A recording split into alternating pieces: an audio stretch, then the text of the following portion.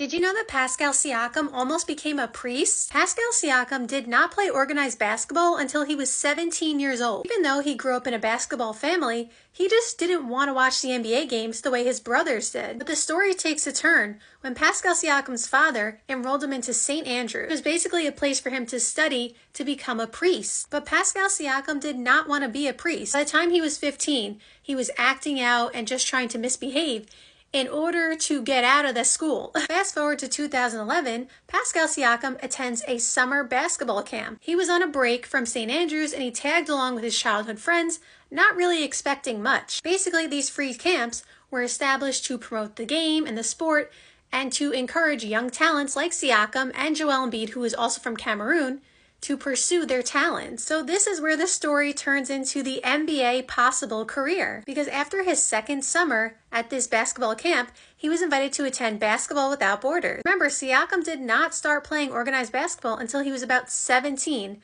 And then so quickly, he's already being invited. And this worked out in his favor because in 2013, he went to New Mexico State. Although he was unfortunately redshirt during his first season because he had an injury, there was still plenty of time for him to showcase his talent. And clearly he showed potential and promise because the Raptors invited him to a pre-draft workout. At the time, Dwayne Casey was the coach of the Toronto Raptors. And he said he took note of Siakam's defensive stance and all that kind of stuff. But most importantly, Siakam's energy. Dwayne Casey quoted and said, "He has the best motor out of any player I have ever seen." And so Siakam was selected in the 2016 NBA draft with the 27th overall pick. You may be thinking, yay, Siakam is a Toronto Raptor, and here's where the NBA champion comes into play, right?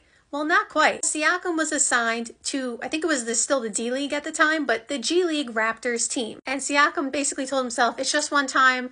I know we don't want to be here, we want to be in the NBA, but we can do it for one night. And one night turned into, as it says, a D-League road trip, and it ended up being longer than he had hoped for. But again, Siakam pushed through, and he won MVP for the Raptors 905 team. Eventually, Siakam made his way to the NBA team and away from the G League team, where he became an integral part of that team. And in 2019, he became an NBA champion with the Toronto Raptors. And he was very important to that franchise during the whole time that he was on the team, but especially during that championship run. So much so that he signed a 4-year, $130 million deal with the Toronto Raptors. This made him the third player from his 2016 NBA draft, along with Ben Simmons and Jamal Murray, to get a max extension. So think about it. Siakam was the 27th overall pick. Ben Simmons was top 2, top 3, maybe it was number 1 actually, but Ben Simmons was a top pick. It says here, Ben Simmons was number 1.